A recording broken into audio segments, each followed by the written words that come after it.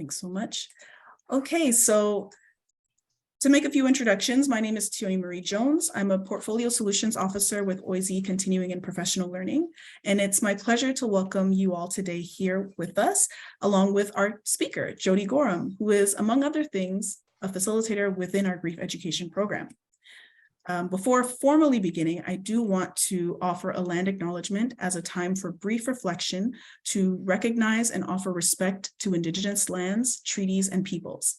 While today we meet virtually, I'm on the traditional territories of the Mississaugas of the Credit, the Anishinaabeg, the Haudenosaunee, and the Wendat peoples. Currently, it's home to many diverse First Nations, Inuit, and Métis peoples. I also acknowledge that Toronto is covered by Treaty 13. And we do this acknowledgement to honor the Indigenous presence here for over 10,000 years and recognize the historical and ongoing impact of colonialism and express gratitude for the opportunity to work and learn on this land. Just one more housekeeping item.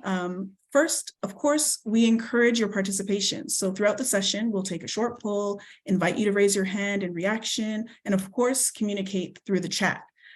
You can find the raise hand and chat box functions in your Zoom taskbar so that you can use them. And we've got little screenshots there to kind of show you where those are. If you have specific questions or curiosities, please feel free to ask in the chat and stay through the end so we can respond during the Q&A portion of the session.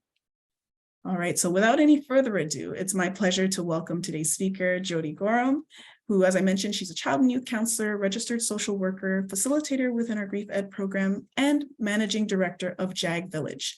I'll turn things over to Jodi now so she can share more. Hey, Jodi. Thanks, Tioni. And we also have Ali, who's in a little bit of our background, who's also supporting us with some technical stuff. So you have the three of us here with you today. And I just want to reiterate what Tiona said, that we are so grateful that you're here today, taking your time to extend your knowledge in grief, specifically around how we support children. And I'll just give you a little bit more about me so that you have context of where I'm coming from and what I bring to the room. I always think it's important that we have an understanding of how I see the world and how I position where I come from and how I see the world in this moment. And I certainly want to acknowledge that there, and I will do a poll in a few minutes to see who's in the room, because although I'm here with some wisdom, I know that there is lots of wisdom in this space, and I honor that and welcome it at any point. So a little about me: I've been in children's mental health for over 20 years, and I started in youth justice. And then through changing legislation, I ended up getting my BSW because we had to be registered for what we were, the work we were already doing as a child and youth counselor, and child and youth CYC is not yet a legislated body. And then I've taught at Fleming in some of our Indigenous courses. I'm Métis, and I've taught around power, privilege, and oppression. And most recently, I get the honor and privilege of doing this grief education program with a couple colleagues. The other thing I like to share, and I say it's more importantly because my work is part of who I am. I'm also a wife to Dave and a mother to Davis and Georgia. Oops. And I get to hold one in my arms, or I try to, because now he is 14 and doesn't love hugs.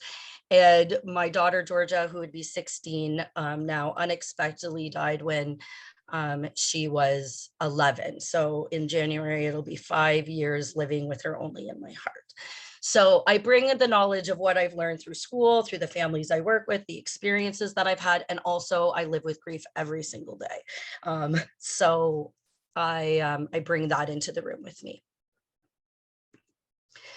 And then I just wanted to do a shout out to my two colleagues who I work very closely with, Mark and Karima, who do we have 3 courses in our program, and each of us does one, and they also bring a wealth of knowledge with the experience that they bring in, and are so open to learning and teaching, and it's just a great team. So I really invite you to read their profiles, check them out, and be a part of our program, because it's different. It's like we're changing grief education.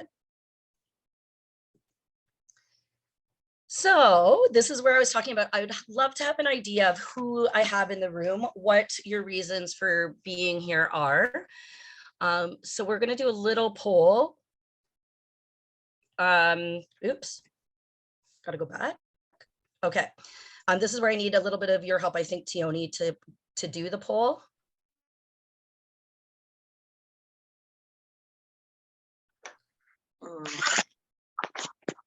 Okay, so we have two questions here. One is, if you're here for a professional reason, or if there is a profession that you're bringing into the space, I would love to know what profession you're coming from.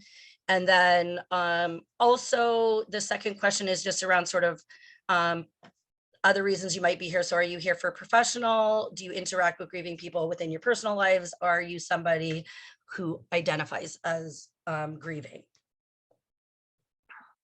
So we'll just give you a couple of minutes to fill that out.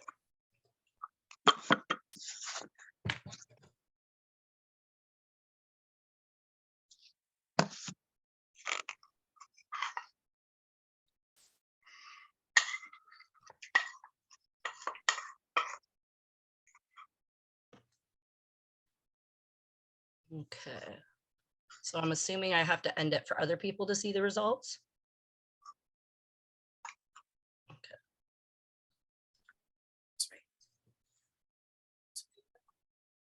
Will it pop up, Tioni? Yeah, can you see it? Yeah, I can see it right now, but I didn't know if everybody else can see it. So I see we have like lots of human services people in the space. We have some educators, some workplace development professionals, and I'm interested in the other as well, because I think that this needs to be in every workplace. Okay, so let me end the poll and see if that shows it for the rest of you. Share results, here we go. Can we see them?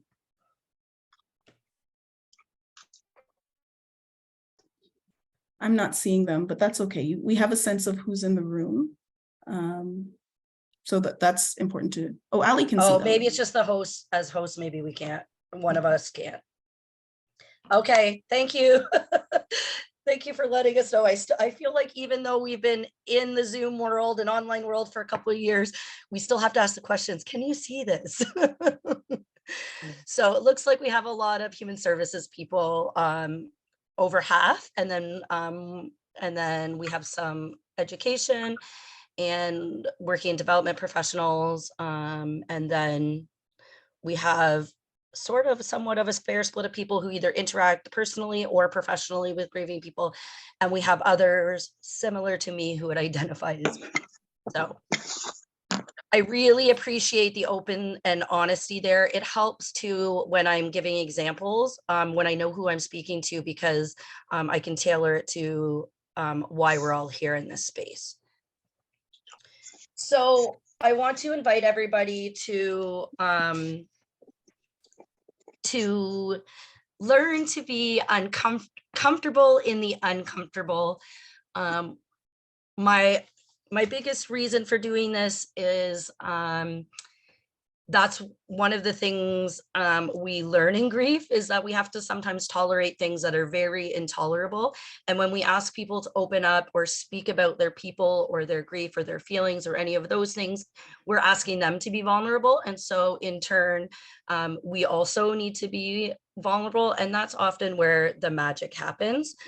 So today there isn't a lot of interaction because this is only a 1 hour webinar. However, we have embedded a few things so that we can have some parallel of what it might look like if you do it outside of this space.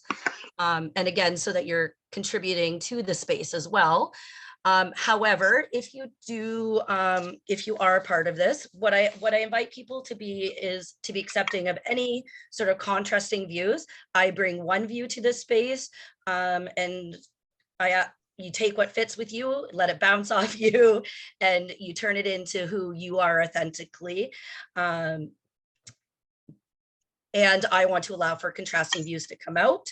I would invite you all to be curious and compassionate and respectful of anybody who does share in the chat. You may find yourself self-reflecting a little bit on how this is impacting you and how you see the world, whether it reinforces it or maybe changes the way in which you see things. And the other big one for me is the old golden rule of treat others how you would like to be treated. I have a little tweak. I can't remember where I got this from. It isn't mine, but I love it, is that we treat others the way they want to be treated, because we may want to be treated differently than someone else, right? So as we go through this and we're open to being brave and vulnerable, and I invite you to ask questions. I know Tioni and Ali are going to help me as we go along, and I can answer questions as we go along, but we're definitely going to leave some time in the end for that as well. So this slide here is just to provide some context, especially if there's any classroom teachers here that, well, yeah, I say for classrooms too, because I think this number may be higher than what people think. 1 in 14 children will experience the death of a parent or a sibling by the time they turn 18. And this is not speaking about any other losses than the loss of a parent and a loss of a sibling. So if you put that in terms of a classroom, there's likely at least one student, probably two, in most classrooms that are experiencing significant grief and often probably wearing a mask at school on and off. And so this is just to give context. And like I said, this doesn't include pets, grandparents, other family members, friends, and the other sorts of losses that we will talk about in a few minutes. Okay, so this is where I invite us all to start being brave and vulnerable. I am aware, and I want to remind everybody, this is being recorded. So you can either use your camera or not use your camera, use the emoticon to raise your hand, but I'm going to make a statement. And if you agree with that statement, I want you to raise your hand, or actually last time I did this, other people used some pretty fun emojis. You're welcome to use whatever emoji fits for your personality. And if it doesn't resonate with you, then you don't have to do anything. And if you are feeling like you don't want to share, that's also okay, because like I've shared, this is going to be recorded, and I can appreciate that not everyone wants their responses open. So our first statement is, who likes to go outside?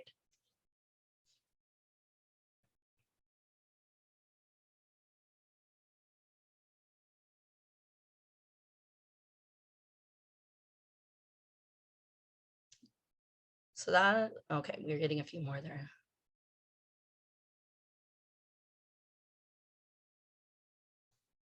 Awesome. Who likes to listen?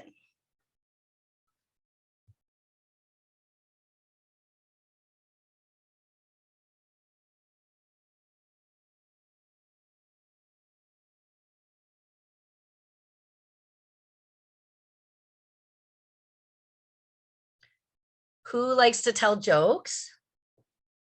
I suspect this will be a little bit less.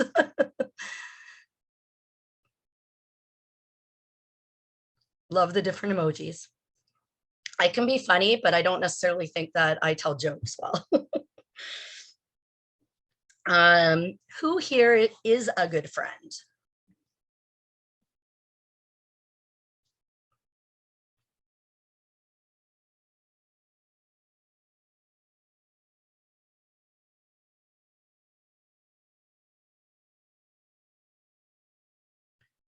Who has a friend say something helpful to them when they've been feeling down?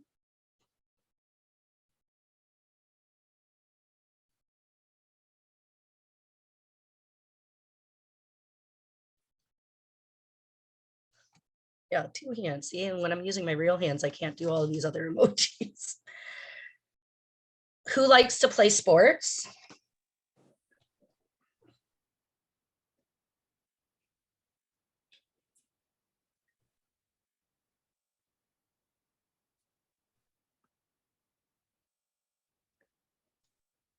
Who likes to cook?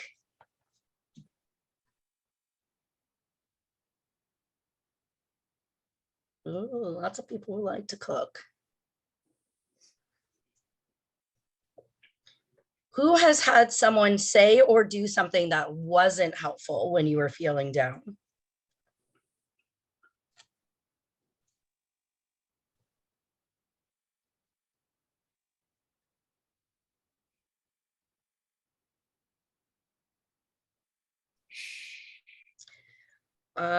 Who has known someone who has died?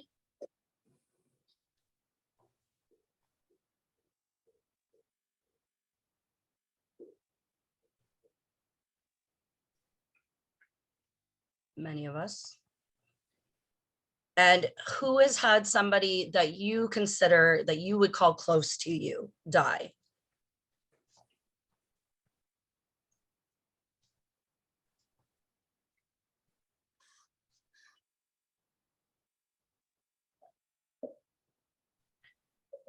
And my last question, maybe a little bit cheesy, but because you're all here, but who wants to learn about grief and bereavement?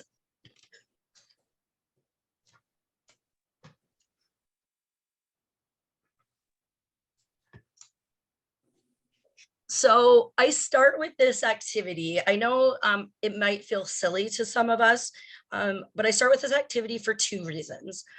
One, because it's important to know the strengths that we have. And most of these speak to strengths that we have that can be used when we're supporting a grieving person. So if we're a person that likes to go for walks, then we might offer to go for a walk with somebody. If we're a person who tells jokes, we might be someone who tells jokes and we keep things light. We might be someone inviting someone to sports or bringing a meal over to someone's house. So these are tangible sort of things that you can offer someone who is grieving. And the other piece of doing this is also around, this is an awesome activity to do with kids. If you do some proactive grief education in the room, and it doesn't necessarily even have to be related to grief, but it looks like what strengths are in your room. If you have a classroom, what kids can support one another with different things. So if this was specific to school kids, I often say who's good at homework and those sorts of things as well. You can change the question up for your population, but the idea is it's twofold. So one, for us to understand some things that we have already that we can support other people. And secondly, an activity that you can actually take with you.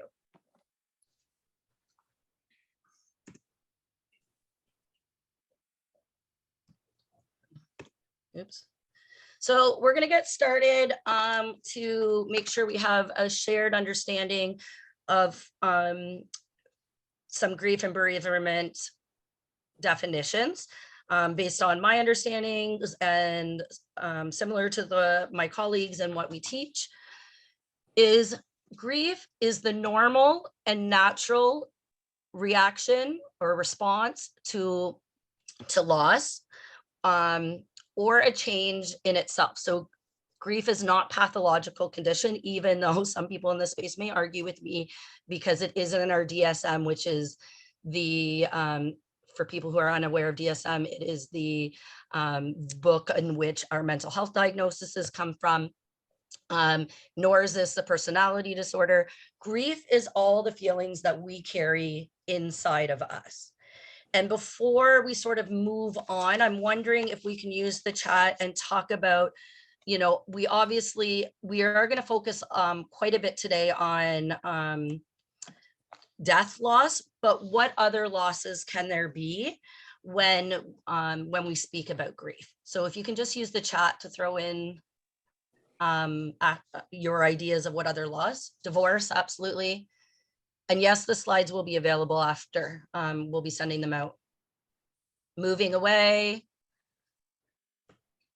Sorry, I'm trying to catch all these. I had to open it up on my other screen. Job change. Moving. Health, yes. Health of yourself and health of others, whether that be physical or mental. Yes, thanks, Sardi. Loss of someone with Alzheimer's and dementia, mobility and ability, disability. oh, this room has so much information in it already. Graduation, leaving your school and friends, loss and change of identity, infertility, loss of expectations. I've had families grieve when they find out about developmental disabilities, loss of job, loss of social connections, pets, financial losses. I think you guys have pretty much got them all. Thank you. So yes, when we talk about grief, even though today my presentation may focus a little bit more on death-related experiences, I also want everyone to know that all of these other losses, estrangement, emptiness are all also valid and also included when we talk about grief. And grief can be further complicated by, some of you had mentioned some of the losses in here, which are sort of these ambiguous losses. And an ambiguous loss is something where not necessarily closure, but there's no certainty. So people are missing certainty, and this can be physically or this can be mentally. So when we talked about like dementia and Alzheimer's, it can be considered an ambiguous loss because we don't necessarily know what the other person is thinking, and we're losing that our relationship at a differently than we do if someone were to die or those types of things. And it can also be things like if someone dies of suicide, that there is maybe we don't know how that happened, or if there's been a violent death and there's unanswered things. So that can complicate grief, and also secondary losses can complicate grief. And I'm not going to go super deep into that because we only have 1 hour, and you're welcome to come join us in our program. But secondary losses are all the losses that happen because of the initial loss. So it shifts other areas, which some of those things are already up in the chat as well. So for example, when I lost my daughter, and I took my daughter to skating, I didn't lose necessarily the skating community because we still check in, but I didn't take her every Thursday, and I didn't have that to do in my schedule. So my daily living changed, me hanging out with other moms changed, all of that changed. Friendships changed. So all of that goes into what complicates grief. Our second definition is mourning. And mourning is how we express our grief and what we show others. So that can be as simple, if people are seeing our tears, that's mourning. If we're doing memorial or celebrations or ceremony, that's mourning. What other people can actually witness and observe, whether it be seeing or hearing. And bereavement is the period of sadness or loneliness that we experience when we lose a loved one. So that so for me, I will say I'm bereaved for the rest of my life. Doesn't mean I'm not going to experience joy and love and all of the other emotions. It just means that I am bereaved, because for me, I will always have sadness. There'll never be a moment that I live that I don't miss my daughter. So overarching today, if you take nothing else away, one of the most important things is grief needs to be acknowledged. So children need to be reassured that they are not alone in this, that all their feelings, no matter what they be, are natural and normal. And we as supporters need to remember that the tears and the pain that are coming not from us talking about it, but because of the loss itself. And that can be a fear people have, like, I don't want to upset somebody. Well, usually the thought is it's just a thought away in most people's minds. Now, children, as we move through this, we'll talk about this a bit more, may or may not want to talk about things, and we need to provide space for that. And at the same time, I don't want people to fear talking about it, because it's not the talking about it that makes it sad. It's the fact the person's not here, they've moved away, whatever the loss is. This is something we use in our program. We talk a lot about how we like that death education would be most useful if we start teaching grief in a proactive way through a public health model. And one of the ways that I use to sort of understand that public health model is using this Irish childhood bereavement care. So at the bottom of the pyramid, It's talking about what most people need, and then as we go up the pyramid, it talks about what fewer people will need, but still need to be there. So when somebody experiences a loss, all people need support, whether that support look like through friends and family and be very informal.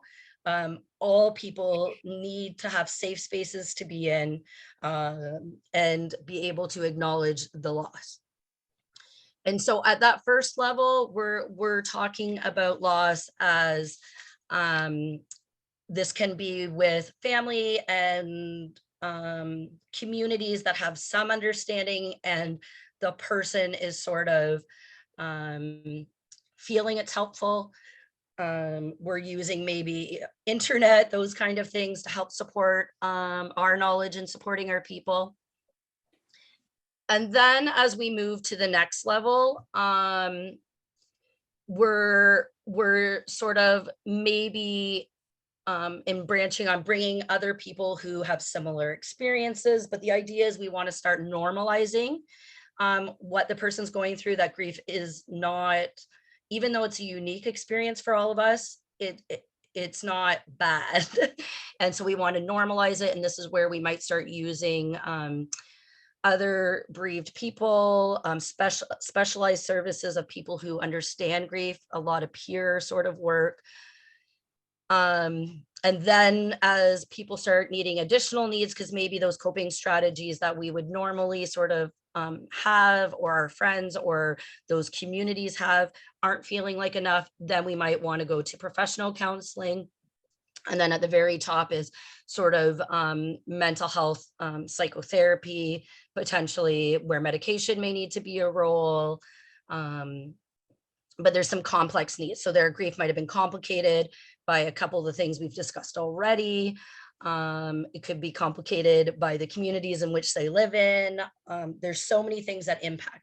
So the idea is that no matter who you are, you can always be sort of teaching grief, talking about grief, making your space, building a compassionate community in which when loss happens, because it is inevitable, it's a space that's open for children to speak to.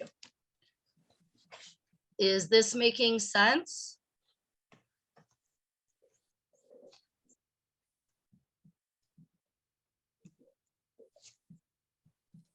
Sorry, I'm looking at my other screen to see if there's any questions or responses there.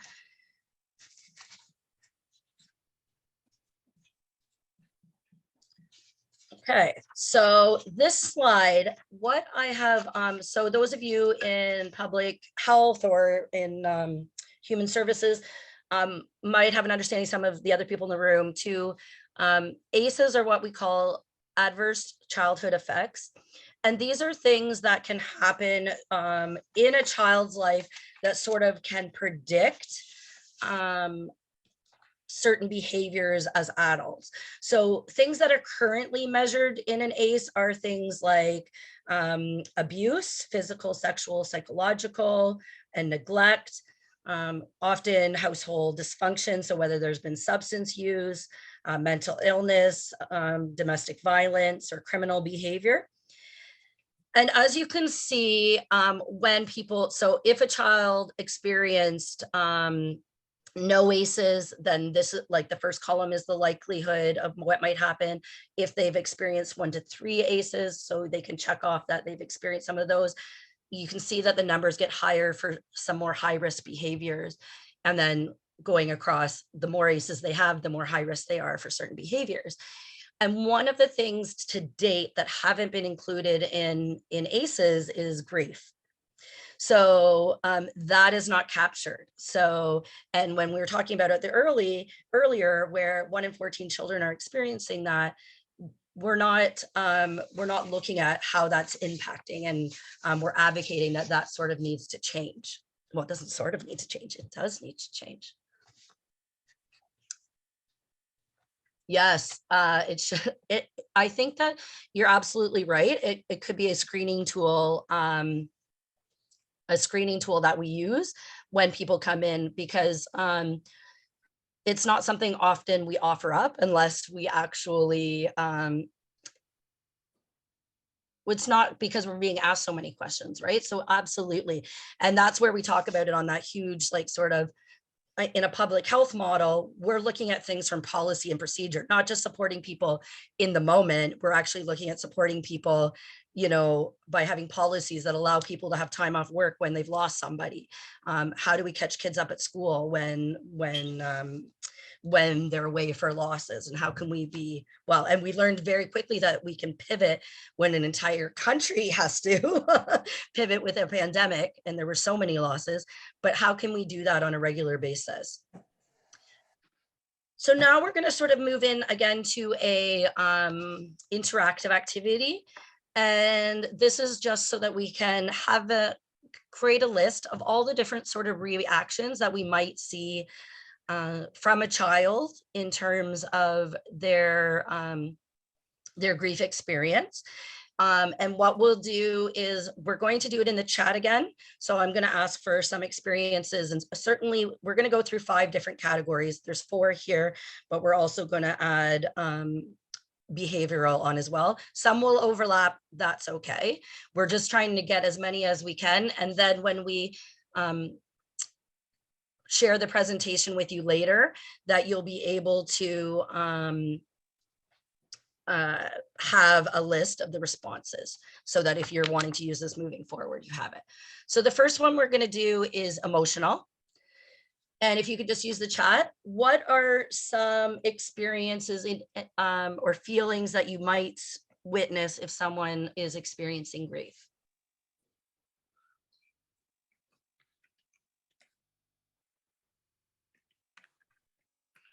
Withdrawal, anger, emotional anger, increased level of anxiety and frustration, sadness, temper tantrums, yes, guilt, oh gosh, this is going so fast, physical, pull their back, numbness, irritability, eating disorders, dissociation, anger and denial, shame,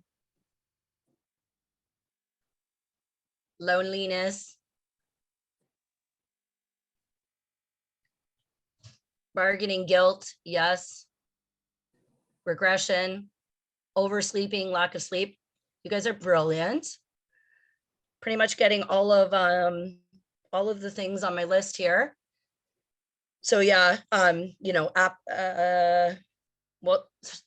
sleeping and sleeping and appetite will sort of overlap in our physical, with physical in a second, but absolutely. The only ones I see us missing here are relief. So sometimes when a person, so this will be more specific to death loss, if a person's been ill for a while, there can be a sense of relief that they're not in pain. This can also be true for family members who live with people with addictions, which comes with that guilt and shame people were talking about, that they're not waiting up for that phone call, that there is some relief that they're feeling.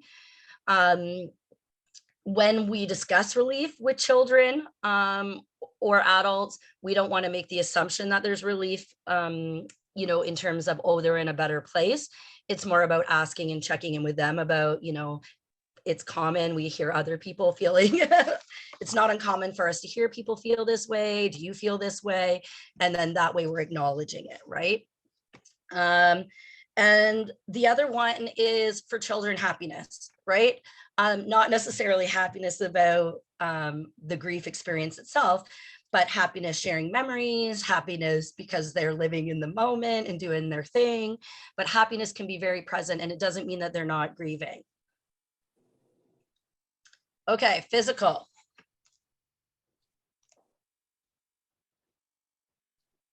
Again, if you can add to chat. Some of them were already in there. I think we had back, oversleeping, lack of sleep. Yep. Physically, verbally violent, physically sick, developmental regression, aches and pains, body pains, aches, eating disorders. Yep. eating more, eating less, fatigue, tics, all of these things. And I don't have anything else to add to that one. Mental. Some of them have already been in here, but there's a few.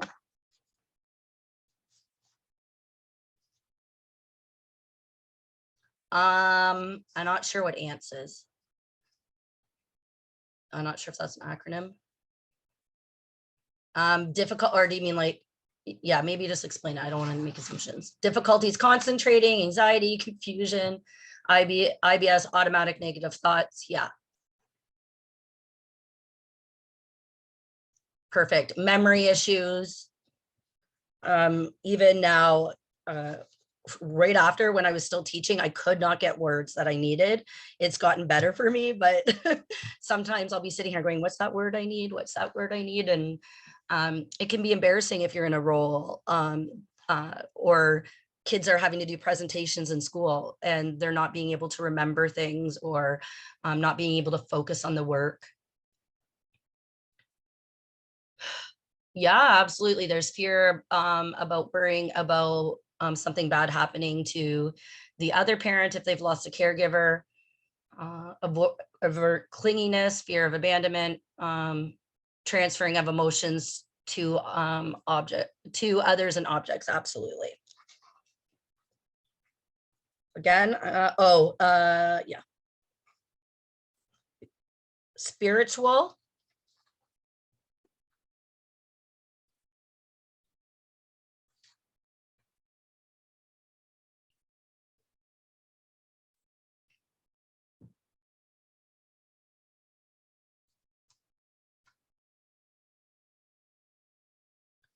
Yep. Question their God, their higher power, loss of self and questioning their own faith, questioning faith. Yeah. Denouncing God's God or higher power of becoming a believer, questioning faith, anger at faith. And it could be the opposite or somewhere on the spectrum of actually leaning more into faith or spirituality. And yeah, loss of faith is absolutely another type of grief, right? Like that's a secondary loss to your first loss.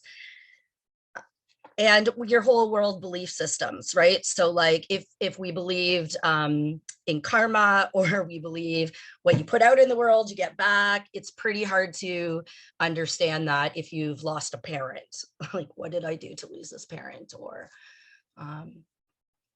it's if you've been, and we live in a world of social media where there's lots of like toxic positivity. I mean, don't get me wrong, there's some great positivity things too, but those, and I won't say but, and those positivities leave out a certain population who isn't feeling a certain way at a certain moment.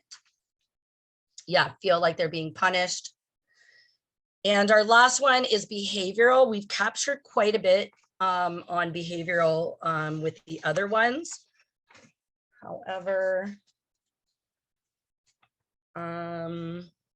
yeah, because I remember people said regression in behavior. So if they're an older child, going back to like bedwetting or sucking their thumb. Yeah, berating oneself, that's a big one.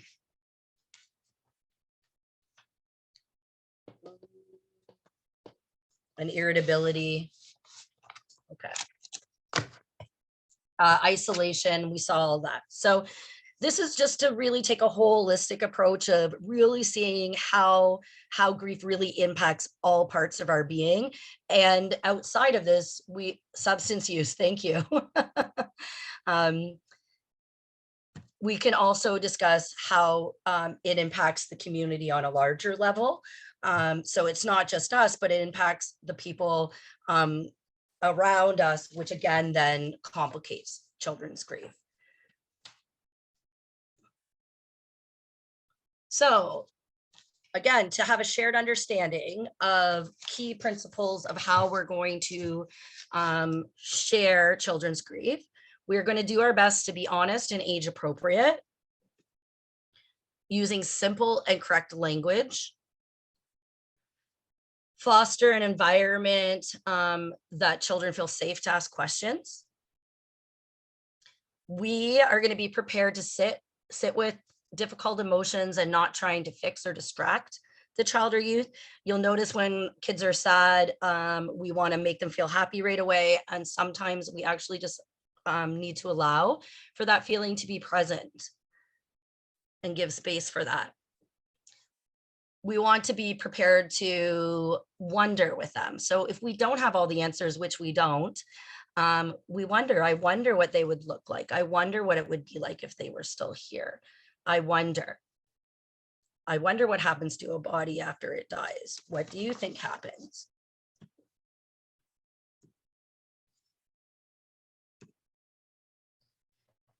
And oops, it went to my next slide. Create opportunities for support, connection, and meaning making, right? So we want to be able, one of the key things that allows children and adults to move forward in grief is being connected to the right people who make things feel less hard, if that makes sense. And also giving them reasons that, whether it's remembering their person, whether it's giving them a role, a special role in the memorial, or whether it's having different roles at school or in sports or the other parts of their life, that we give them opportunities to make meaning why their life matters.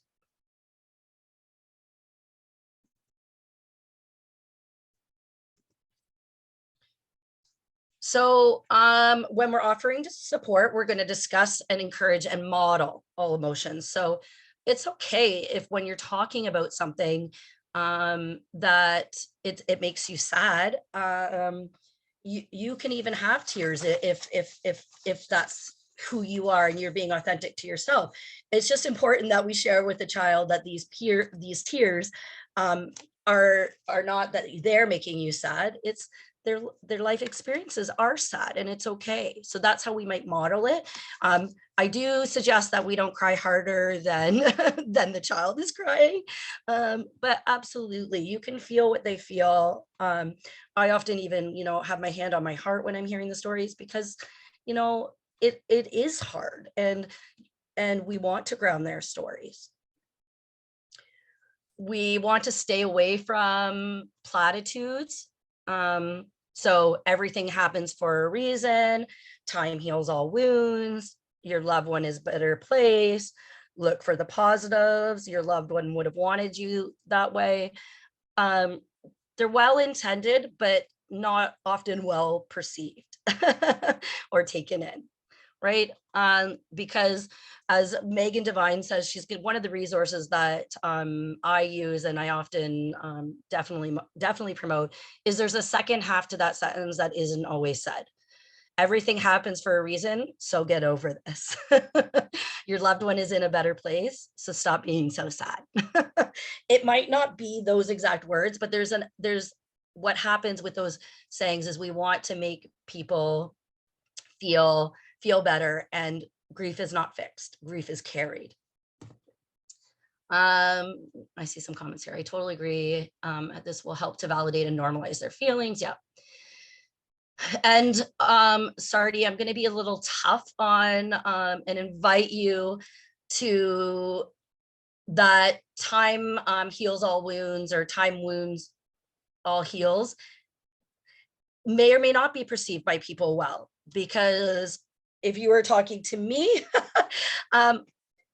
mine isn't ever going away. I've learned to live with it, but it isn't going away, right? So we want to talk, as we go a little bit farther into here, I'll give you some questions and those sorts of things that you can ask and say. But we want to stay away from those things that are often said when we're like at a ceremony and at a funeral, or those types of things. We want to distinguish feelings from behaviors, and I'm assuming a lot of people already know this in the space, but the idea, if a kid is acting up, that we're saying, it's okay to be sad. It's not okay to be hitting us.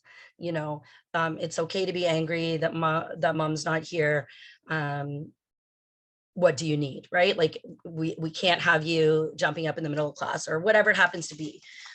So we're distinguishing the two.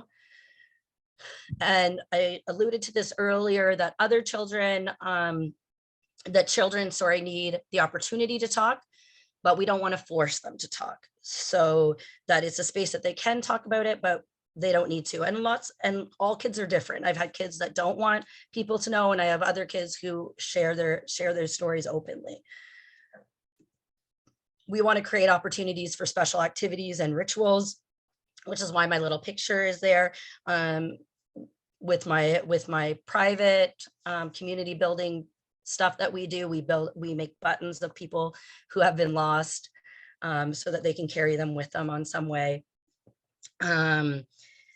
And lastly, lending a hand to the family, and offering specific tangible offerings. So that goes back to that very first activity that we worked on a little bit around what are your strengths and what can you bring to the family? Are you somebody that can, in your role, supply a meal? Can you organize family members bringing in meals, cutting someone's grass, taking them out for a walk, so that we take some of the burden off the family or the adults, so the adults can be present for their children. I know some of the students I've worked with, there's been some amazing community involvement where one child lost family members, and parents in that classroom made the lunch for that for that kid every day. So it took a worry from that kid, and it also took a worry away from the parents so that they could manage. Because depending on who or what a person has lost, it affects the whole family. And so sometimes the child has actually lost more than the actual loss, which we've talked about as secondary losses. But for example, if they lost their dad, they also lost their mom that they had before their dad died, because that mom is now going to be different. Right. And so we have to, by offering some of those tangible offerings, we're allowing space for grieving to happen, active grieving. So now we're going to get into some specific words to use.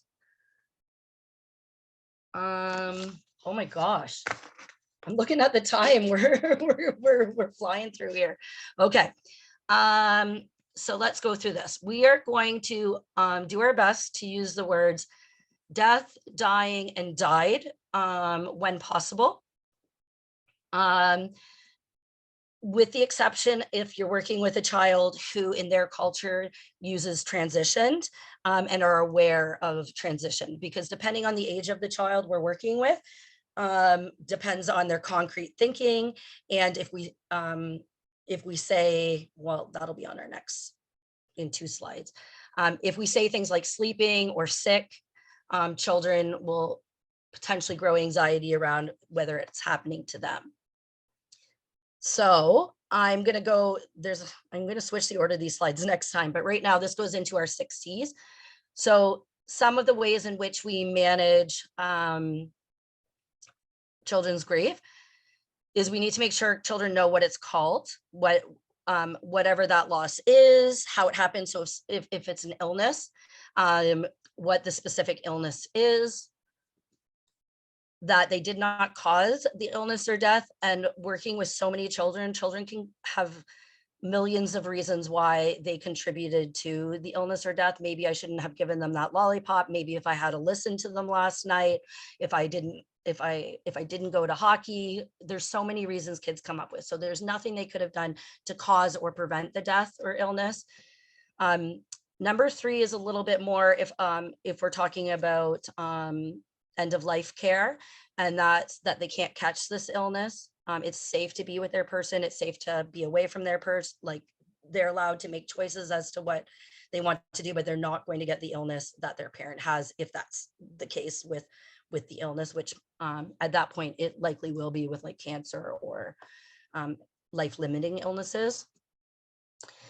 They cannot cure the illness. So we have medicines that can sometimes fix the cancer or make the cancer not so bad, or make the cancer go away.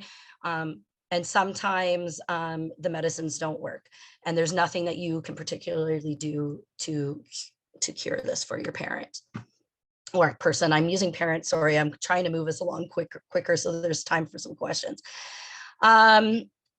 who is going to take care of them, especially if they've lost a caregiver. Someone mentioned in the comment about if we lose a person, sometimes they have anxiety about the other person being gone. So who will take care of them? Who is in their community also who are their people they can go to? And that leads in to the next one. So staying connected with communities, but also staying connected to their loved one.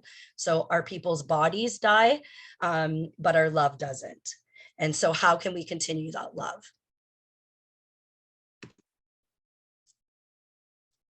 These are specific words that I was referring to in the last line. So we're going to use specific names of illnesses. When people, if it's a death loss, then we're using died or dying or death. When we're talking about death, we're saying the person's body can no longer see, hear. We actually, when I recopied we're saying grandma's body, not necessarily grandma. And the other thing that we're saying is that the body no longer can feel pain, can see.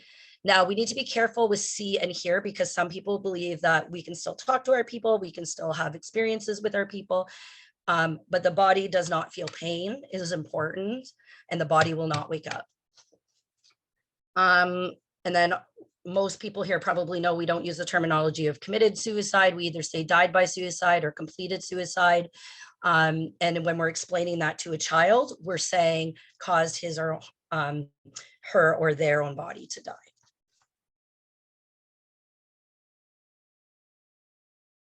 Waves and puddles is the idea that often grief is different for children than adults. So for adults, a lot of the time we can often be in the water. We can be drowning, or we can have a toe in the water. We can get a big wave, and the grief kind of takes us over. With children, we often say it's puddle jumping. They're in the grief, and then 2 seconds later they're out of it. So like last 3 minutes left. Thank you, Ali. Okay, so keeping in mind that they can still be happy and struggling at the same time. These will be included in your resources. This is Brene Brown's Empathy, How We Do Empathy, and I'm just going to fast forward it. Same with Megan Devine. She is a great activist and advocate in terms of how grief is. This is a blurb from the book. And her How to Help a Grieving Friend is really helpful. And all of these resources will be going out to you, so you'll be able to have access to them. And this was legacy stuff that I wanted to share with all of you. I wanted to open up for any questions, and then I also know, I think Tioni I don't know if Tioni or I were going to talk about it, how you can join the sign up if you need to sign up. Wow, that hour went so fast. Send a list of resources.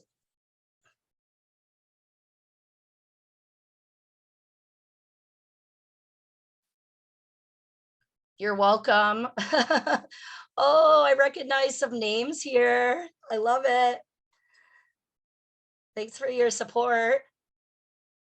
I'm grateful for the session. I took the bereavement course at OISE in 2018. I'm looking forward to applying.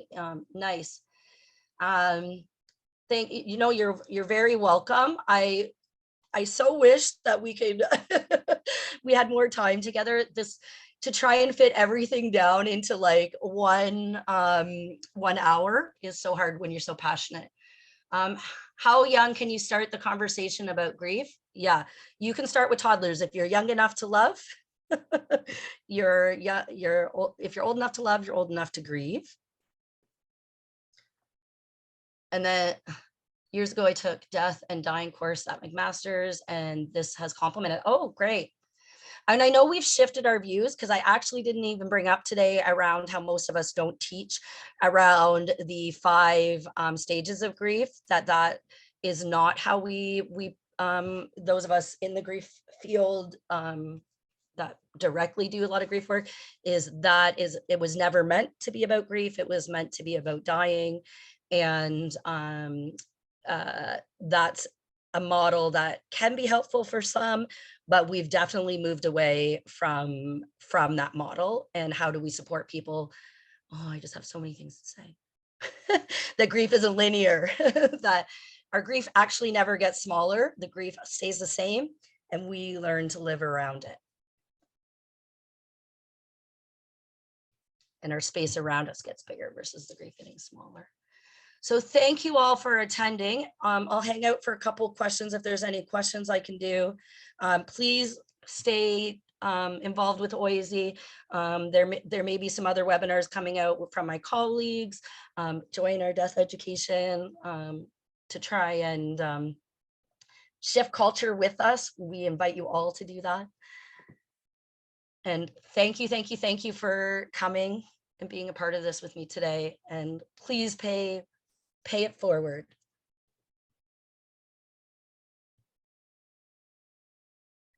Thanks so much, Jodi. For everyone that's attending, or those of you who have colleagues who have signed up but weren't able to attend, we'll definitely prepare a package to send out to everyone with the resources, including some of the links and videos that Jodi referenced.